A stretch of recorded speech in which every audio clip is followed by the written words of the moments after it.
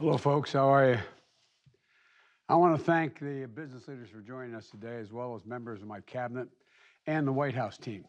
Before getting an update from my supply chain task force, I want to say a word about the progress our economy's made this year and how my administration will continue to tackle the cost increase that American people are facing.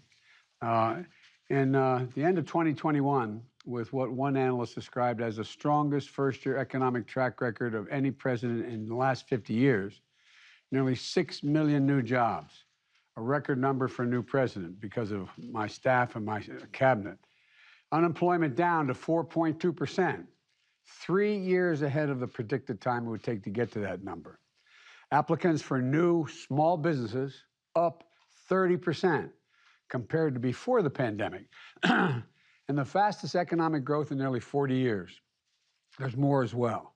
Today, America is the only leading economy in the world where household incomes and the economy as a whole are stronger than they were before the pandemic, even accounting for price increases.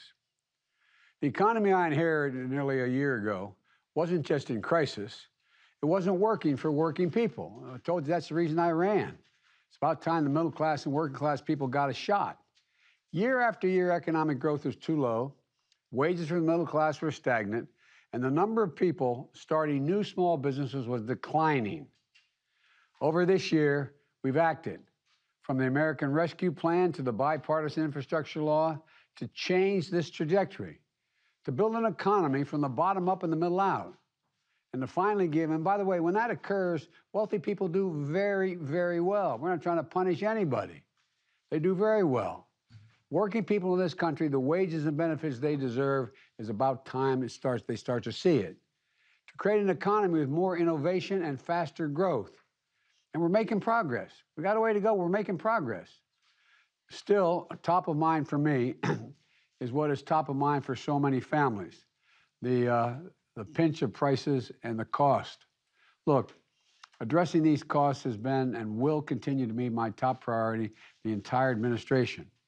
And the way to do this is not to slow down our economic turnaround, not to step back from all this progress, but to build on it. We can and we will address prices by expanding productivity capacity in our economy so we move more goods to market, get more Americans working, encouraging more investments in innovation, and making sure American consumers see those benefits at the store and at the pump when they go to fill up their cars. Let me describe 3 specific areas I'm focusing on. First, supply chains, and I owe a lot to the people, the business people on this call, on this Zoom. Earlier this fall, we heard a lot of dire warnings about supply chain problems leading to a crisis around the holidays. So we acted.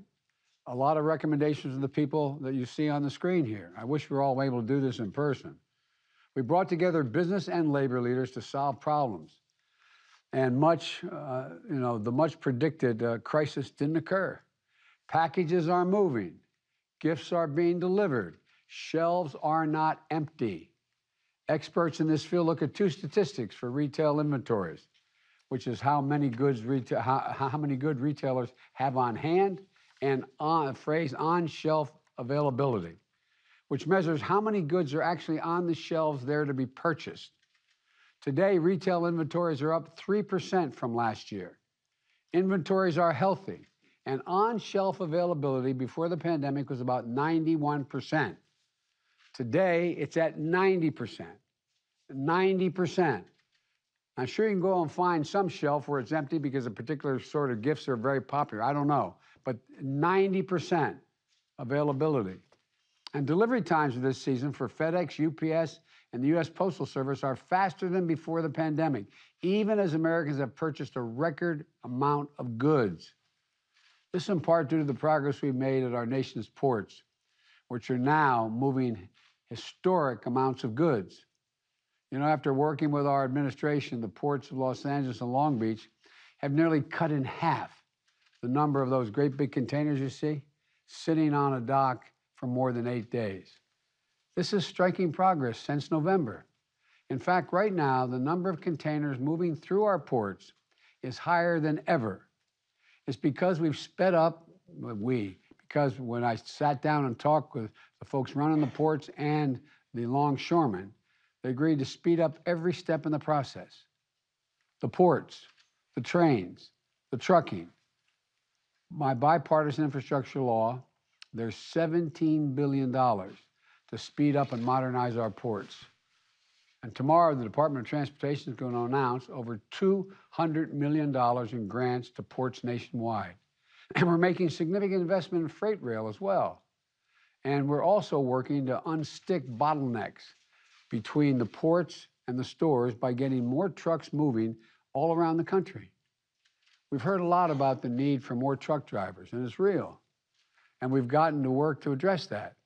For example, I see Marty Walsh, my labor secretary. Marty, you've done a hell of a job, pal, cutting the red tape so that companies can set up registered apprenticeships for truck drivers in 2 days instead of 2 months, which it was before you took over.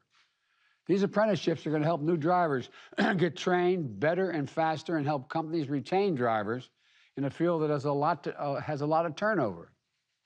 So I'm eager to hear about the new partnerships with trucking companies and states to get more truckers on the road and into good-paying jobs.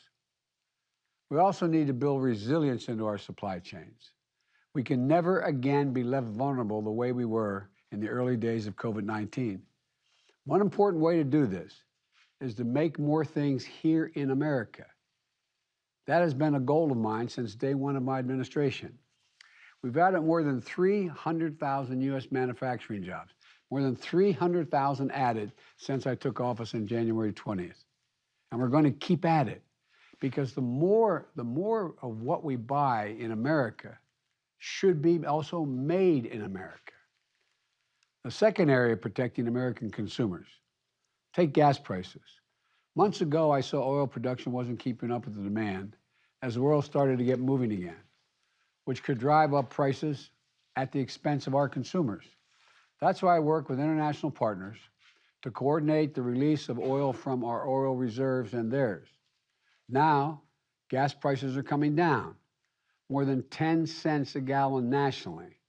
Gas prices in 21 states now are at their historic averages before the pandemic, historic averages. That's good news for Americans hitting the road this week.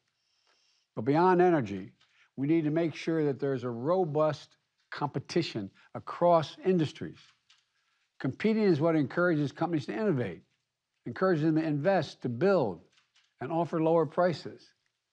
I'm going to be convening my competition council earlier next year, in January, to keep pushing for more bold action because healthy competition is a hallmark of healthy capitalism.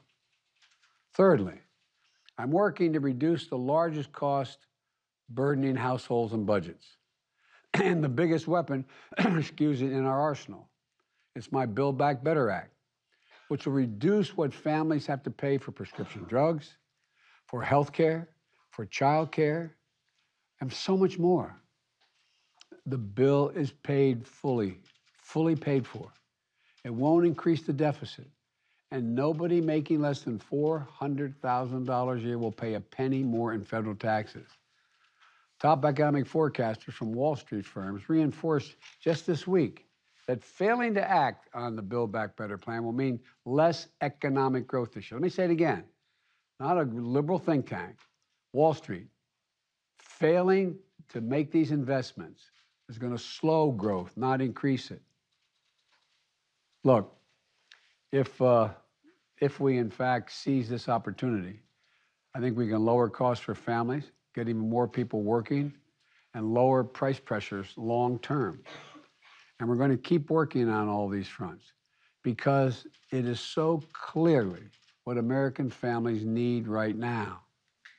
I'm going to now turn this over. There's much more to say, but maybe I've already said too much. I want to have an interchange with you guys. But now I want to turn it over to Brian Deese to begin this meeting. We'll move, and I may have some questions in fairness. Great. Thank you, Mr. President. And we will move immediately into the first section of the agenda to focus on ports and logistics, the progress made, and additional steps to go forward. And we'll hear from John Porcari, Fred Smith, and Chris Connor, and then turn the floor for some questions. So, John, over to you.